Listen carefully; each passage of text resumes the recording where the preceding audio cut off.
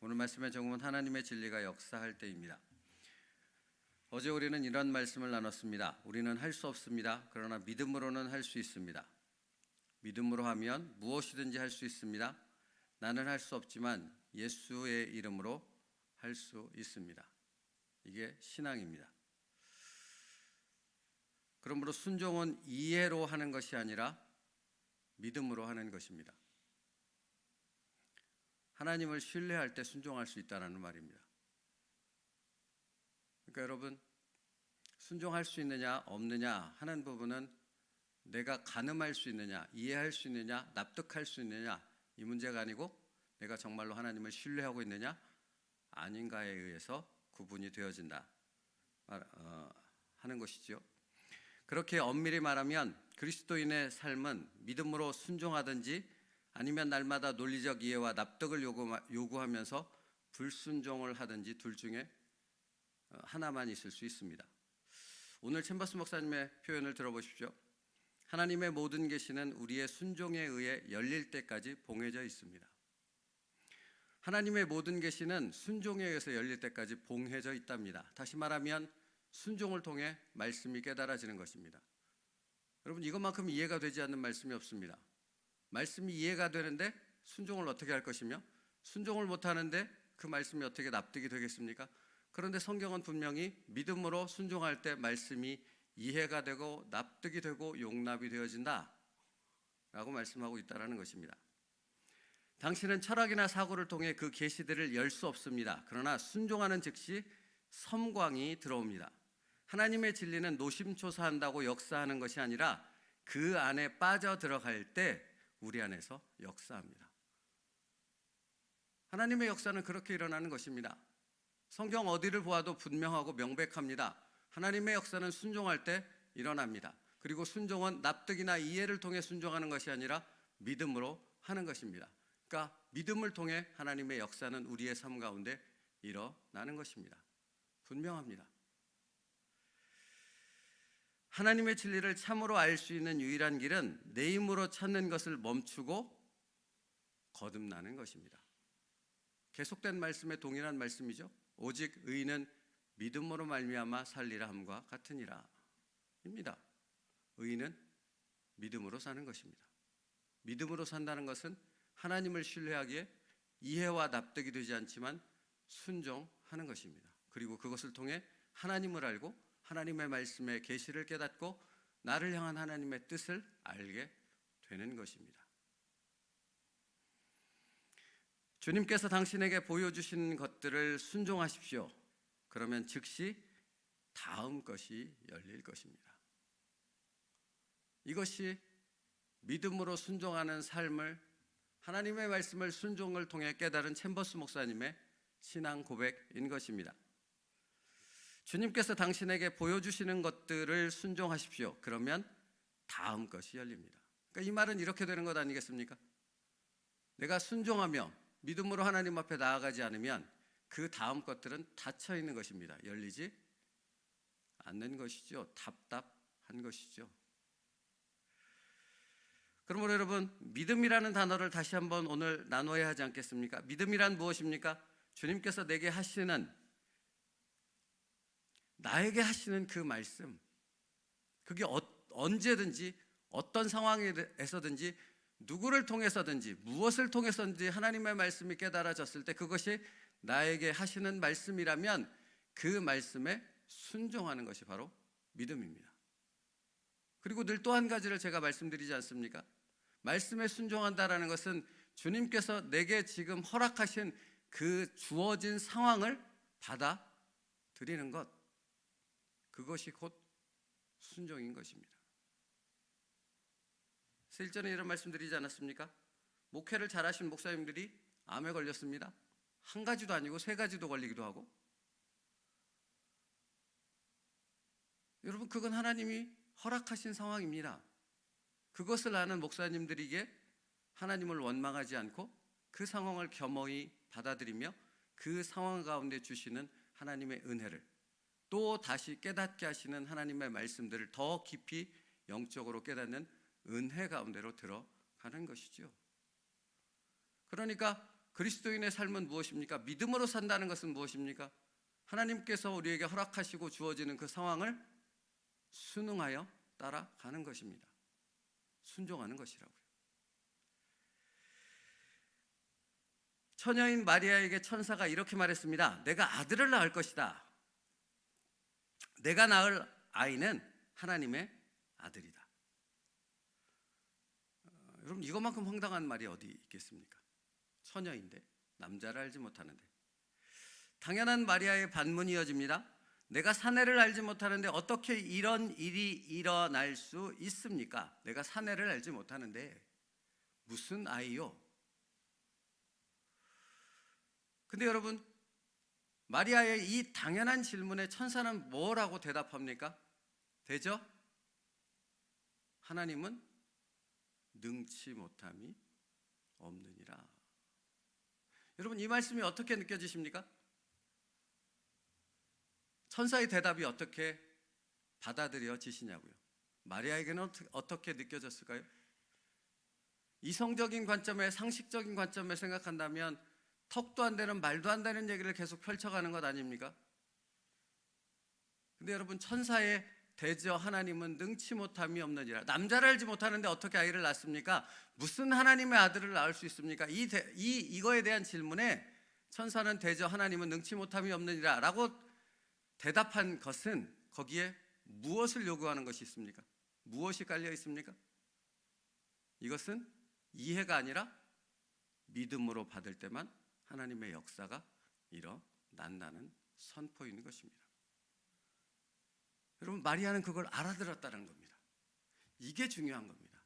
마리아는 그 천사의 말, 대저 하나님은 능치 못함이 없느니라 라는 말도 안 되는, 전혀 이해할 수 없는 그 얘기를 믿음으로 받았다라는 것입니다.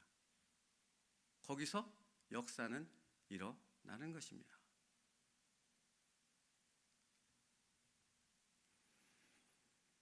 마리아가 뭐라고 대답했는가? 대저 하나님의 말씀은 능치 못함이 없느니라 라는 믿음으로 순종할 것을 요구하는 천사의 말에 마리아는 이렇게 대답합니다. 주의 말씀이 내게 이루어지나이다. 이게 뭡니까? 이게 순종입니다. 이게 믿음으로 순종하는 것입니다. 사랑하는 성도 여러분, 마리아에게 믿음으로의 순종을 요구했던 그 하나님께서는 우리에게도 동일한 것을 요구하시는 줄 믿습니다.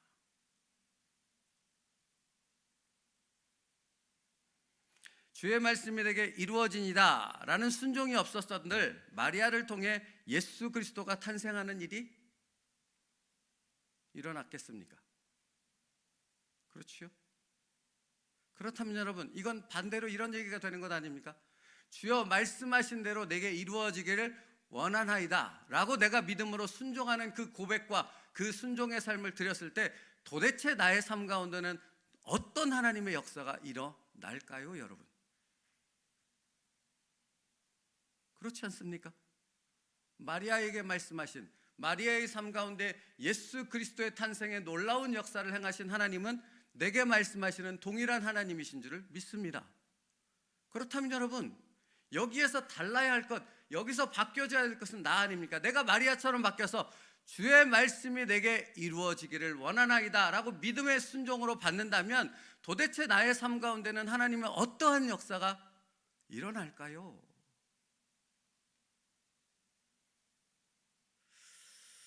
챔버스 목사님의 이어지는 말을 들어보십시오. 영적 관계에서는 우리가 단계적으로 자라나지 않습니다. 우리가 영적 관계에 있든지 아니면 없는 것입니다. 여러분, 제가 성령 충만에 대해서 동일하게 얘기했던 거 기억나십니까? 성령 충만은 10%, 20%, 70%, 80%, 90% 이게 없어요. 0이든지 100이든지 둘 중에 하나라고요. 믿든지 안 믿든지, 순종하든지 안 하든지. 챔버스 목사님 동일하게 얘기해요. 영적 관계에서는 우리가 단계적으로 자라나지 않습니다. 우리가 영적 관계에 있든지 아니면 없는 것입니다. 하나님은 우리를 죄에서 점차적으로 깨끗하게 하지 않으십니다. 빛 가운데 행하면 우리는 모든 죄로부터 깨끗하게 됩니다. 이것은 순종의 문제로서 순종하는 즉시 관계가 완벽하게 됩니다. 그러니까 여러분, 순종은 관계예요. 그러니까 성경의 모든 단어들은, 말씀들은 이어져 있다니까요. 떨어져 있지 않습니다. 이어져 있다라는 걸 나의 삶 속에서 깨달아가는 것이 하나님의 은혜요, 영적 깊은 진리를 깨닫고 있다는 증거가 되는 것입니다. 한순간이라도 순종에서 벗어나면 어둠과 죽음이 당장 역사하게 됩니다. 그렇지요, 맞습니다. 우리가 순종하면 하나님의 성령의 역사로 충만함 가운데 살아가는 삶을 살게 되겠지만, 우리가 이해와 동의를 구하며 내 납득을 구하는 곳에 빠져서 하나님의 말씀에 어떤 이유를 대서든지 불순종하게 되면 어둠의 영이 내 삶에 역사할 수밖에 없는 것입니다. 그게 영적인 세계입니다. 근데 우리는 이것을 중간의 상태에서 무언가를 핑계하려 하는 거죠. 마치 여러분, 안 믿는 사람들이 이렇게 얘기하지 않습니까? 나는 믿는 것도 아니고 안 믿는 것도 아니고 중간이다라고 얘기하지 않습니까? 그렇죠? 그렇게 핑계하지 않습니까? 나는 안 믿는 것도 아니고 믿는 것도 아니야, 그냥 중간 상태야. 근데 여러분, 성경은, 하나님은 뭐라고 말씀하십니까? 그건 안 믿는 거야 라고 선언하신다라는 것입니다. 그렇죠? 근데 믿음의 단계, 믿는다고 그리스도인이라고 말하면서도 우리는 중간의 단계를 고수하려고 하는 무신론자와 똑같은 형태의 모습을 취할 때가, 선택할 때가 많다라는 것입니다. 여러분, 그러니까 순종이라는 것이 무엇입니까? 주님의 말씀을 생각해서 주님의 말씀을 생각함으로 자신을 누르고 절제하고 나를 말씀 앞에 붙잡아 매는 것이 순종입니다. 그러니까 여러분, 어제 말씀과 동일한 것 아닙니까? 나는 할 수 없다고요, 순종은. 근데 뭘로는 할 수 있어요? 믿음으로는 할 수 있어요. 예수 그리스도 안에서는 할 수 있어요. 그게 그리스도인인 것입니다. 원수를 사랑하라, 불가능하다니까요. 근데 예수 그리스도 안에서는 우리가 첫 발을 내딛는 순종으로 나아갈 수 있다는 것입니다. 사실은 이것이 기독교의 신비 아닙니까? 연병처럼 번져나갔던 기독교의 복음의 전파가 어째서 연병이라는 소리를 들은 것입니까? 사람으로서는 할 수 없는 일들을 그들이 행했거든요. 말할 수 없는 일들을 행했거든요. 근데 그들이 그들의 힘으로 행했습니까? 마리아가 마리아의 이름으로, 마리아의 힘으로 행했습니까? 아니요, 믿음으로, 성령 안에서 성령의 인도하심을 따라 믿음으로 순종한 것이라는 것입니다.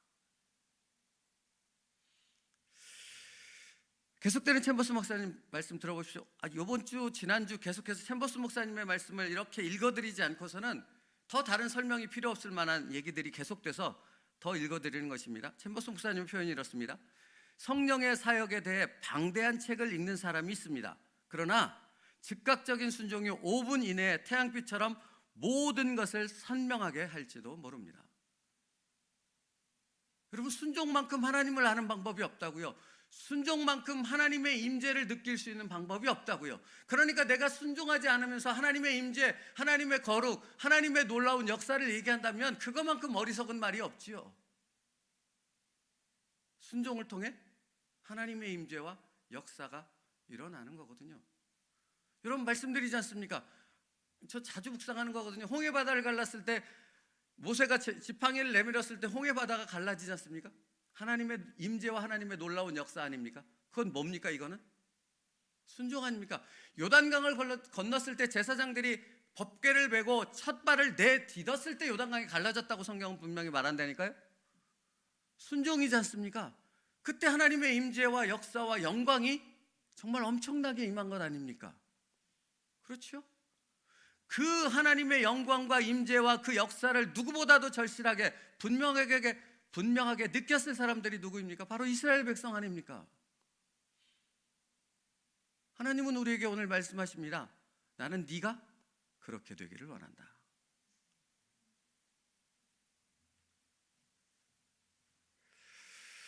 나도 언젠가는 이런 일들을 이해하게 되겠지.